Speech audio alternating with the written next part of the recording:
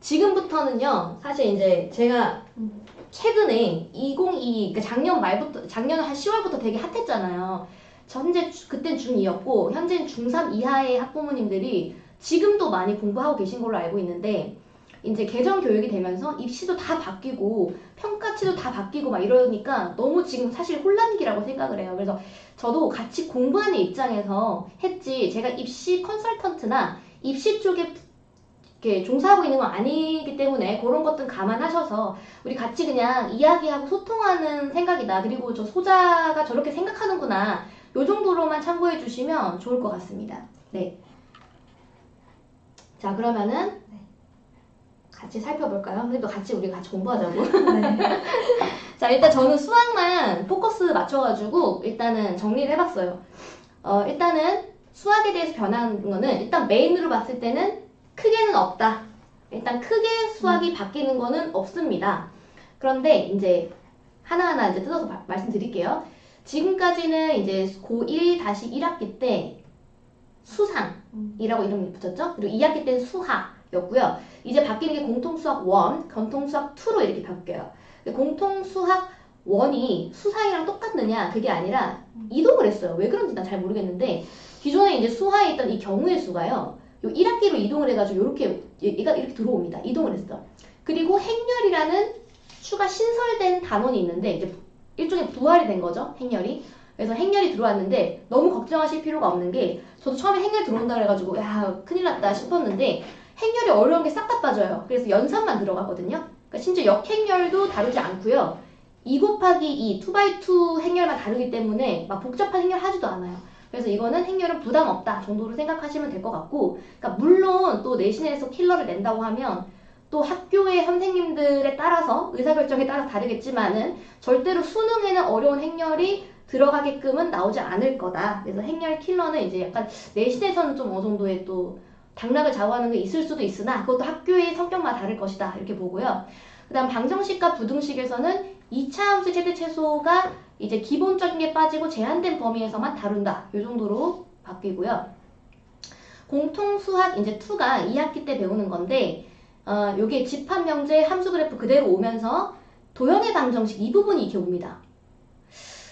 이게 2학기에 중요해져요. 그러니까 도형의 방정식 애들 진짜 어려워하는 거거든요. 직선, 뭐 평면좌표, 뭐 내분, 외분, 그 다음에 원의 방정식, 도형의 뭐 대칭이동, 평행이동 이런 것들 나오는데 애들 진짜 그거 힘들어하거든요. 그게 이제 이쪽으로 뿅 오면서 2학기가 좀 더 비중이 있어졌다. 이렇게 바뀌었고요.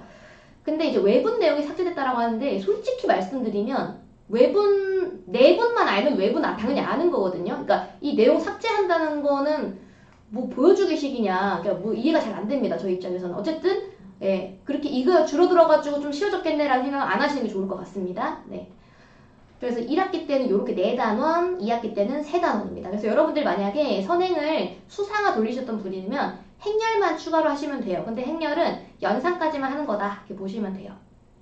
에너지가 별로 들진 않을 것 같아요. 자, 고2부터는요.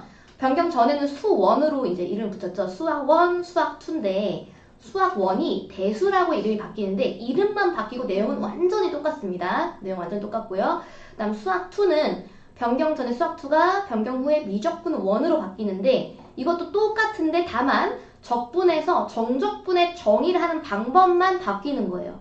그러니까 뭐 개념 공부할 때 정적분이라는 게 이런 거구나 라는 거 정도만 바뀐다는 거지 또 큰 변화는 없다. 그냥 거의 똑같다라고 보시면 될 것 같습니다. 구분구조법이 들어가진 않는다 그러더라고요. 자, 그 다음에 학통이랑 미적분이랑 기하 이렇게 들어가는데 이 미적분 2가 기존의 미적분이라 보시면 돼요. 미적분 완전히 똑같고요. 이름만 바뀌었고 확률과 통계는 이름은 안 바뀌었는데 내용이 좀 바뀌어요. 원순열은 삭제가 되는데 애들이 원순열을 조금 어려워하는 파트인데 삭제가 됐어요. 근데 이제 또 추가가 됐죠. 표본 비율과 모 비율. 요거는 사실 요거 빠진 거 대비하면 요거는 더 쉽지 않았나 이런 생각이 전 들거든요. 그래서 확률과 통계는 그냥 비슷하다 이 정도로 생각하시면 좋을 것 같고 그 다음에 기하 같은 경우에가 어려워졌습니다. 왜냐하면 공간 벡터가 부활을 했는데 공간 벡터가 정말 사악한 단원이거든요. 저 정말 싫어해요 개인적으로. 공간 벡터가 되게 어려운데 이게 부활을 했어요. 그리고 뭐 선분의 외분점 삭제 그리고 2차 곡선과 직선의 내용이 축소가 돼서 뭐 접선만 다루겠다 하는데 뭐 두 점에서 만나느냐 한 점에서는 안 만나느냐 뭐 축소해봤자 뭐 하느냐 싶어요. 저도 이것도 잘 이해가 안 되는 축소 내용인데 그냥 거의 축소 안 됐다 보시는 게 좋을 것 같고 여기에 추가됐다 이걸 보시는 게 맞지 않나. 기하가 더 어려워질 것 같아요. 기하가 안 그래도 기피 현상이 있는데 더 기피하지 않을까요? 그래서. 자, 그 다음 수능 같은 경우에 이제 수능은 9등급제를 그대로 유지를 하고요. 정시 모집도 40% 그대로 비율을 그대로 간다고 해요. 근데 정시 모집 비율 그대로 간다 이러는데 지금은 정시가 수능 100%인 게 대부분이잖아요. 근데 확정은 안 됐으나 예상으로는 사람들이 다 그러더라고요. 정시가 수능 100이 아니라 내신과 같이 결합을 한다거나 면접을 강화시킨다거나 아니면 뭐 대학별 고사 뭐 이런 식으로 뭐 하여튼 뭐 그 섞어가지고 뭐 변별력을 뭐 하지 않을까? 왜 이렇게 하느냐 생각했더니 이 수능 자체도 뭐 좀 쉬워져서 뭐 못 믿을 것이다 이렇게 누군가 얘기를 하시는지 잘 모르겠어요. 아시는 분 대답 좀 해주세요. 이게 정시가 왜 또 그렇게 바뀌는지 저는 그것도 좀 궁금한데 왜 그렇게 수능 변별력을 못 믿는다고 수능이 쉬워진다는 걸까? 그거는 뚜껑 열어보기 전에는 알지 못하겠지만 미적 기하가 좀 빠지면서 문이과 공통이 되면서 이제 쉬워져서 그런 것인가? 라는 생각은 들고요. 하여튼 그렇습니다. 하여튼 중요한 건 수학이죠. 수학이 수원, 수투를 공통으로 보고 이제 미적 기하를 이과 애들이 보고 잘못 썼다. 이거 죄송해요. 확률과 통계입니다. 미적 기하를 이과 애들이 쓰고 그 다음에 이제 미적분이 아니라 확률과 통계를 이제 문과 애들이 이제 선택하는 구조였잖아요. 근데 이제는 문이과 공통으로 해가지고 대수, 수원, 미적원, 수투, 확통 이게 이제 공통으로 들어가요. 확통이요. 들어가요. 공통으로. 확통을 열심히 하셔야 됩니다. 여러분. 그리고 지금 현재 기준 기하 과목, 미적분 과목 1도 안 들어갑니다. 심화 수학 뭐 들어가지, 뭐 고급 수학이었나? 하여튼 뭐 들어가지 않겠느냐 했는데 안 됐습니다. 그건 안 들어가는 걸 확정이 됐고요. 그래서 모두가 똑같은 수원, 수투, 확통을 본다 이렇게 보시면 돼요. 현재 기준으로는.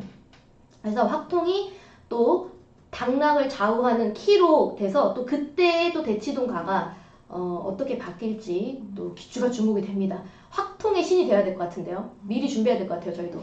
자, 내신 체제 변화는요. 내신이 현재 9등급제잖아요. 근데 이제 5등급으로 바뀌어요. 5등급제로 바뀌고 이제 절대평가로 가겠다라고 했는데 뜯어봤더니 또 절대평가가 처음에 완전 절대평가 하겠다 했는데 이제 또 상대평가 1에서 5등급을 함께 병기하는 걸로 바뀌었더라고요. 네, 그래서 절대평가는 아니고 알고 보면 그냥 5등급제 상대평가인 것 같습니다. 네. 근데 이것도 또 아시는 어머니들 있으면 또 저한테 알려주세요. 제가 알기로는 아니면 아니다 정정해주세요.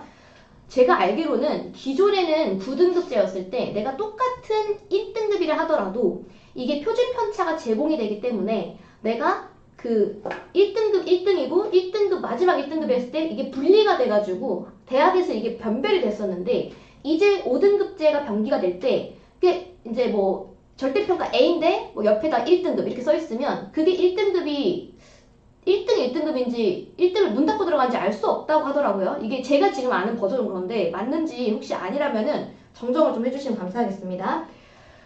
자, 그리고 이제 논소수령의 비중을 올리기를 고려한다. 그러니까 오지선다를 최대한 억제하고, 그러니까 줄이고 논술형 혹은 서술형 답안으로 비중을 올려라 라고 했대요. 그래서 이건 뭐예요? 우리 수학을 이제 답 찍고 이런 이제 답을 찾아가는 그 과정이 아니라 정말 이 과정을 하나하나 꾹꾹 눌러가면서 논리적으로 정확하게 감점 요인 없이 답안 소수를 완벽하게 할 수 있느냐를 지금부터 연습을 들어가야 된다 이렇게 봅니다 저는. 그래서 서술형 연습을 미리부터 하는 게 또 굉장히 중요하겠다. 왜냐하면은 5등급제가 되면요 정말 최상위권들의 치열한 싸움이 예상될 것 같거든요. 그래서 진짜 한치의 실수도 용납이 되면 안 되는 상황으로 가야 될 것 같아요. 정말 사교육을 근절한다라고 해놓고 정말로 사교육을 근절하는 게 맞는지는 잘 모르겠습니다. 이게 실에 이렇게 되더라고요. 4%까지만 1등급이고 2등급은 7%, 그러니까 11% 누적. 3등급은 상위 23%까지. 4등급은 40%까지 이런 식으로 가는데 이제 5등급제가 되면요. 10%까지는 다 1등급. 그러니까 현재 1, 2등급이 다 1등급을 받는 상황이 된다라고 보시면 되고 2등급은 4등급 일부분까지 흡수해요. 그러니까 현재 만약에 3, 4등급 받는 학예요. 그러면은 2등급이 되는 거예요.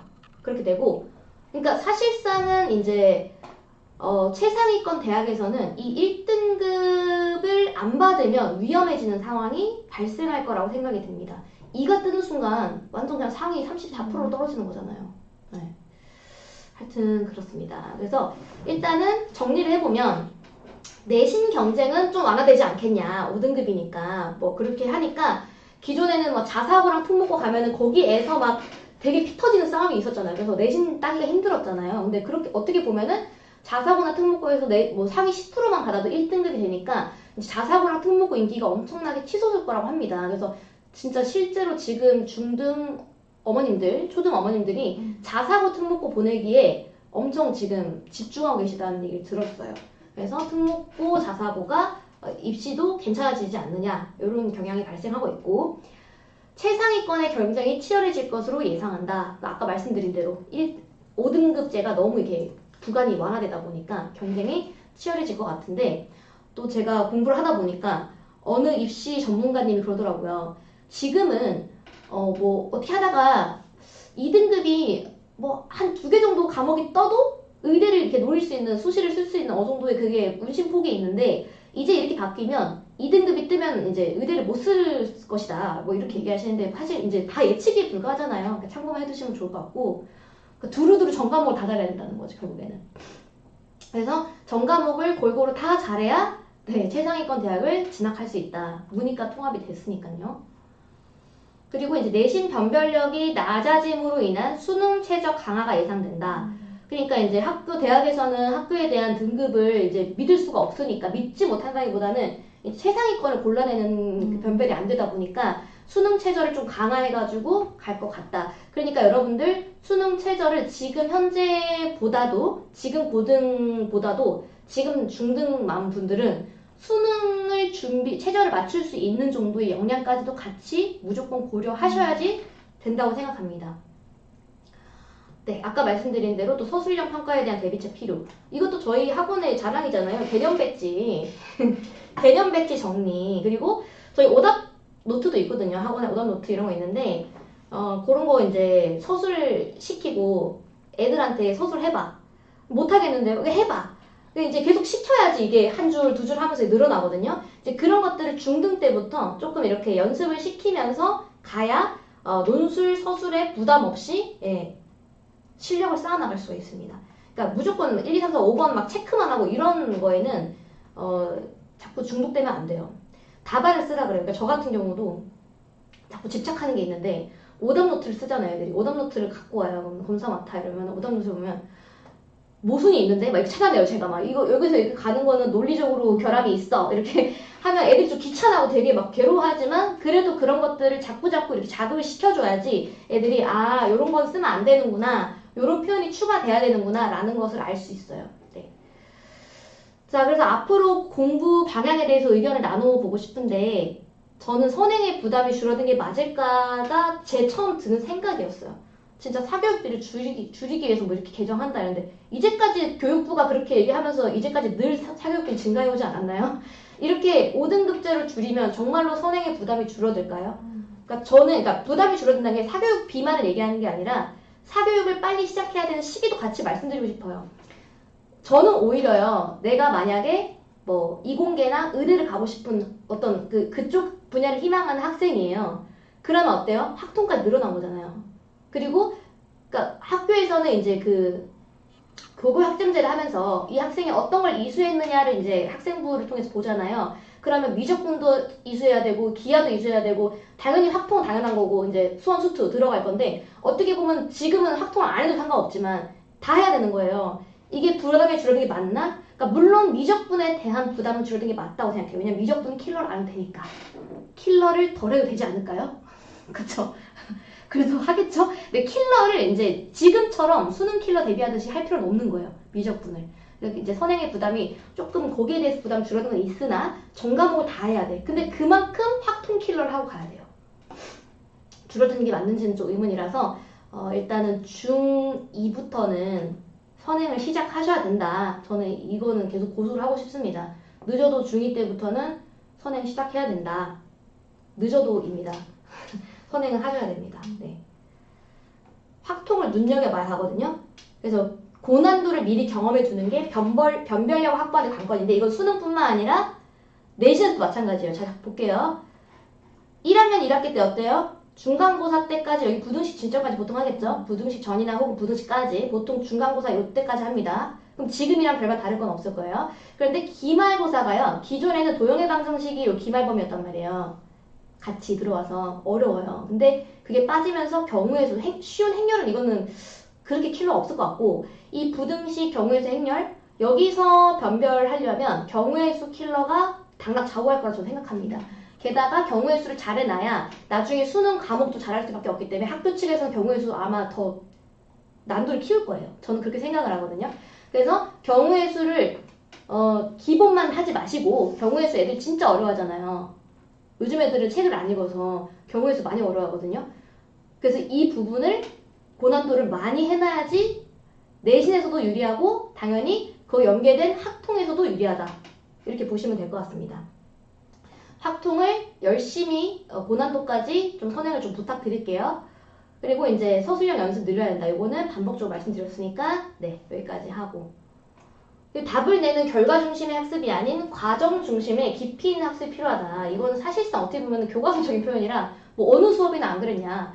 당연히 그런데 이제는 좀 더 예전보다는 이제 답 잘 찍는 법 뭐 이런 것보다는 정말 이게 이해가 안 되는 부분이 있으면 정말 찍고 넘어가야 되는 거, 파고 들어가야 되는 거 그런 과정 중심의 깊이 있는 선행이 필요하다. 저는 이렇게 더 생각해요. 그래서 후루룩 나가는 것보다는요. 진짜로 개념 제대로 됐는가 그냥 외워서 푸는 게 아니라 정말 이해해서 내가 스스로 이렇게 한 땀 한 땀 이렇게 문장 서술하면서 풀 수 있는가 여기에 대해서 선생님들도 우리 같은 학원 선생님들도 거기에 대해서 좀 더 포커스 맞춰가지고 학생이 진짜 이해를 깊이 하고 있는 거 맞는지 예, 눈여겨봐야 한다고 저는 생각합니다. 단순한 테스트 결과가 아니고요. 네, 하여튼 여기까지 제가 공부했던 내용입니다. 지금도 계속 공부를 하고 있고요. 네. 하여튼 여기까지 저희 간담회 내용 준비한 내용이거든요. 너무 길었죠? 죄송해요. 네, 1시간이나 가까이 했네. 네. 그리고 저희 카페 가입해 주시고 모르는 거나 궁금한 점 있으시면 질문 좀 올려주세요. 네, 여기까지 할까요?